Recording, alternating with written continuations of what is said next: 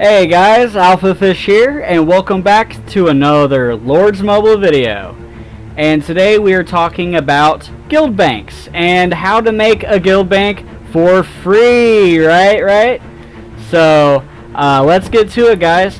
So the first thing you're going to want to do is get a castle level to 17, alright? So you're going to want to get castle 17, and you're going to want to come over here and beat skirmish 8. Alright, so skirmish 8 you need if you have decent gear and you have your war talent set, you could probably beat it with like 35,000 tier 2.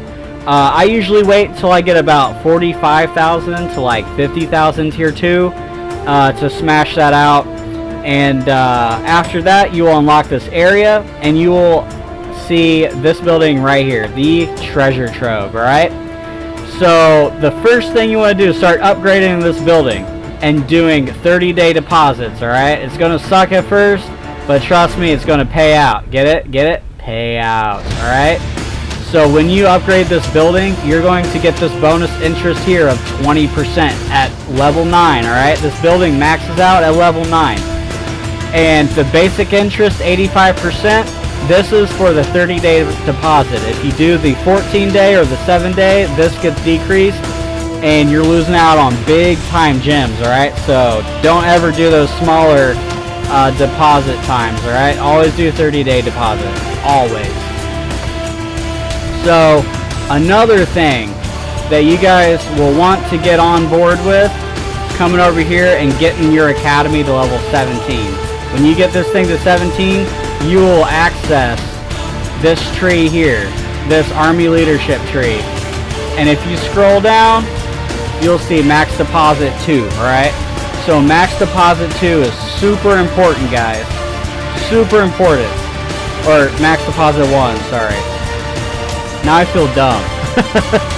So max deposit 1. Alright, and when you max this thing out, it gives you 10,000 max deposit. Alright, so I'll show you what I'm talking about here. So when you upgrade that, when you upgrade your max deposit, it's going to upgrade your gems invested right here. Alright, so it's going to benefit you right here.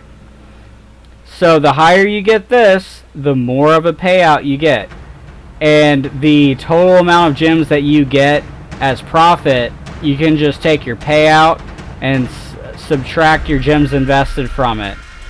So I'm getting about 23,000 gems, almost 24,000 gems of profit every 30 days from this. Alright, so of course that's not 30,000 gems, which is how much you need for 30 days worth of 1-day shields. Right, so you want to keep going, but at the same time you're also getting gems from monster hunts, from monster chests, from your guild members, and then you're also getting gems from your Coliseum. Right, so all of those things coming together is really what helps you out.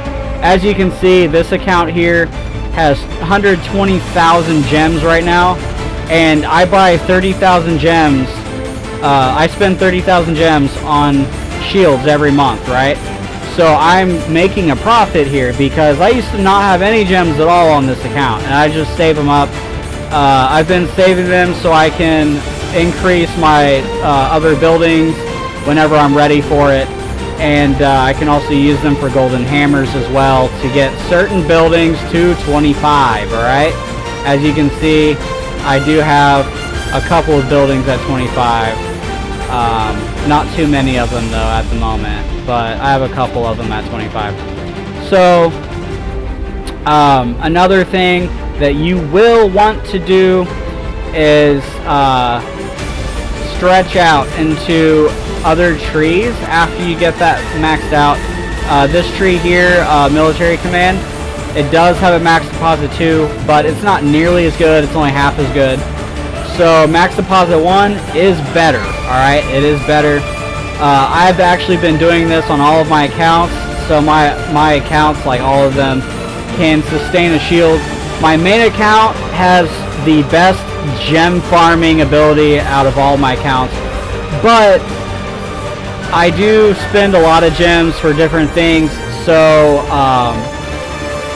let's just start out by saying this, that this knowledge was not available to me on YouTube. I couldn't find any forums about it or anything like that on how to get free shields, basically. So my first year of gameplay, I didn't have this available to me. So I started spending $10 a month and buying my own shields. I can't remember what the pack is. If I can find it real quick, it's $10 USD, and I still do, because I'll explain why, but I spend $10 a month, and I don't buy anything else, so I still consider myself free to play. I do have like a castle skin on my main account, and I spent like $5 so I get those cute cat emojis because them things are freaking adorable. But other than that, I don't spend money on anything else. I don't buy troop training bundles or anything like that. Like, all of my stuff comes from... Did I pass it? All of my stuff comes from free to play. But on my main account, it's the only place that I do spend $10 a month. If I could... Okay, here it is. Lord's Party. You get 3,000 gems a purchase, a bundle, and I buy one of these a month.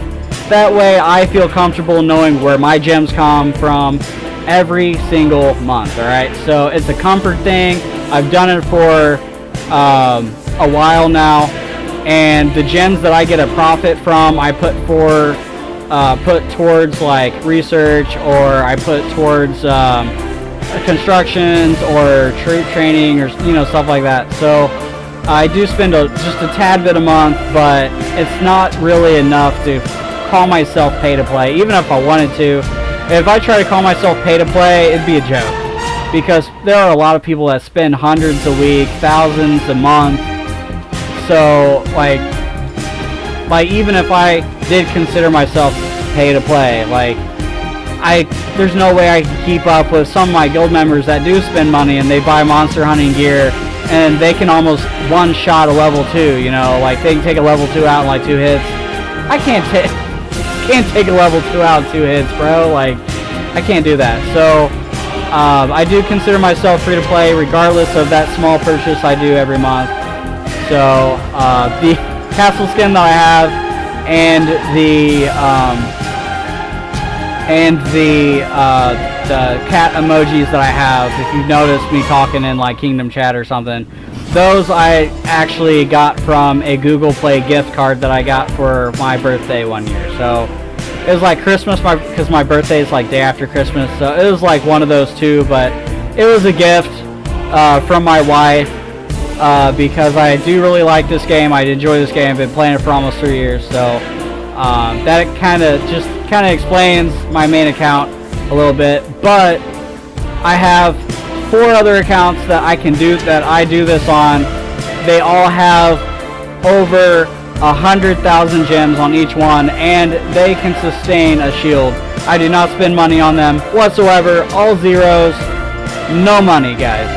So I can, and the reason why I do that, and I don't really build troops much on them, is because they're hypers. And I was trying to do I was trying to hyper resources on each of these accounts without shields, and it wasn't really working, because every once in a while someone would come by after I had been offline for like 6 hours, and they just take like 10 million, 12 million resources from me. I come back online an hour later, and I only got like 3 million. I'm like, how am I supposed to support my main account that is training tier 4 with 3 million twice a day? Like, so total of 6 million of each resource. Like, I can't make jack from that.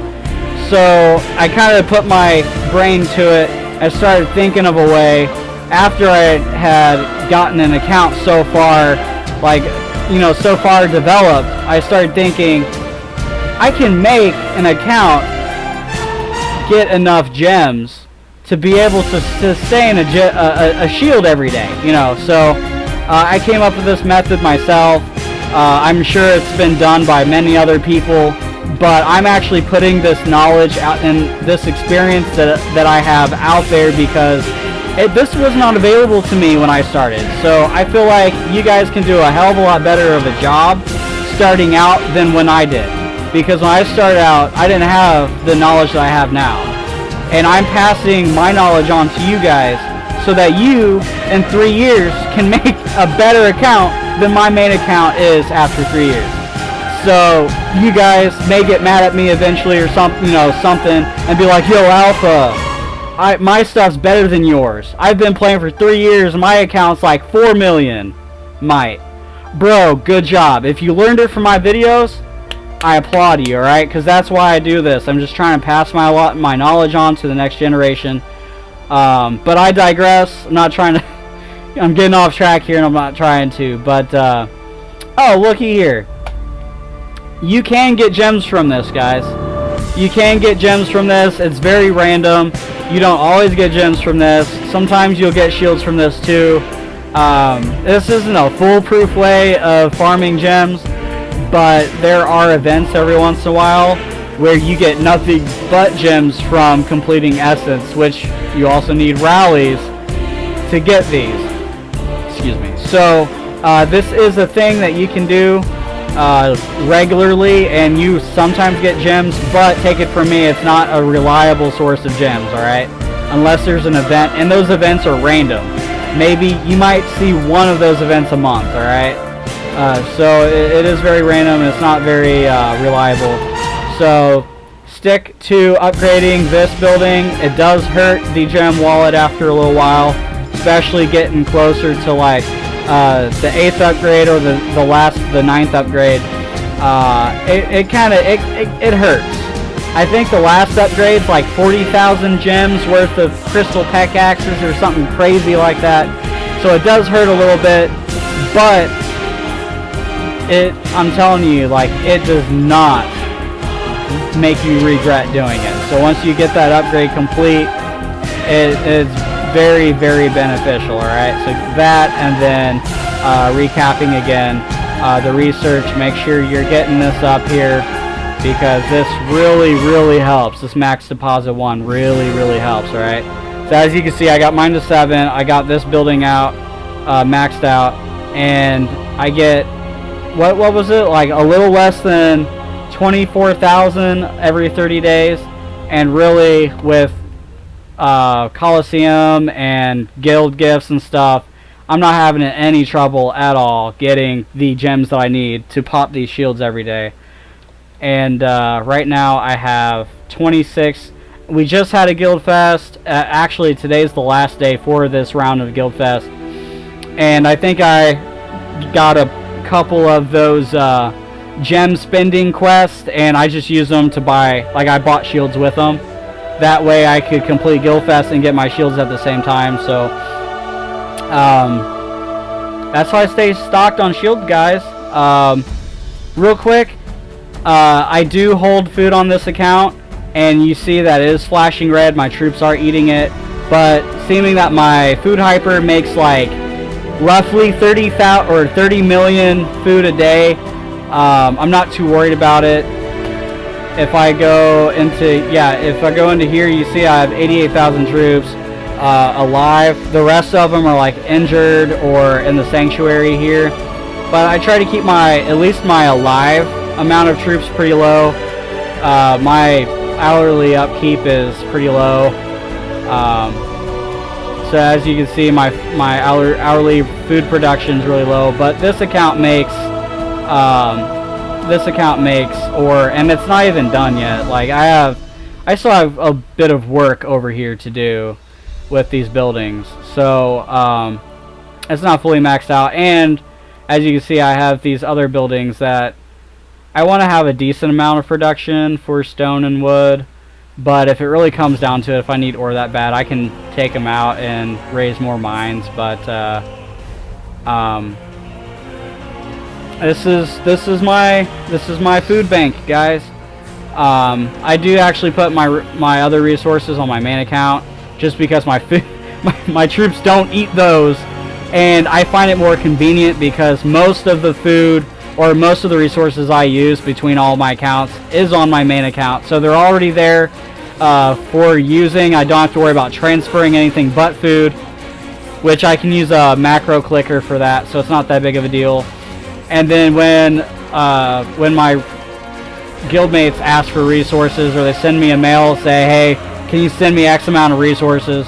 I'm already on my main account, because I'm on my main account more than my other ones, right? Obviously, it's my main, that's why it's my main account. So I'm already there, and I can just send the resources. It's just, I find it to be more useful, more simplistic, and what's the actual word that I'm dodging that I'm trying to think of? Convenient. It's a convenient thing. Going back to convenience, alright? So that's pretty much it, guys. That's how you make a bank account for free. I don't recommend sharing the login information of your guild bank to all of your guild members, or even the R4, because I've had some friends who promoted a guy after they've been in the guild for like a year, and then one day the guy just like takes off with the bank, changes all of the login info, and then sells the bank to some other enemy guild. You know, so crap does happen within the guild. That's why I don't trust anybody with the mass amount of resources that is within my guild. So if you wonder why I do that, that's exactly why, because I've had R4 just up and leave without saying goodbye. It happens, you know, people flip a switch and realize, oh, I'm bigger, you know, I want to go to a different guild, and then, you know, whatever happens. You never know what people are like outside of this game. They hide, you know, they can hide themselves behind an account because they're not, you know, their identity is safe. And, you know, some people like to treat people like crap. They like to be a pirate in the game. So I don't share bank login info with my guild members. If you do that, that's up to you, but now you know how to make a bank. And guys, use this to your advantage. Don't be like me and play an entire year without having this knowledge, guys. Learn it, do it, practice it, share it, alright? So good luck, guys, with building your own banks. Stay safe, and peace out.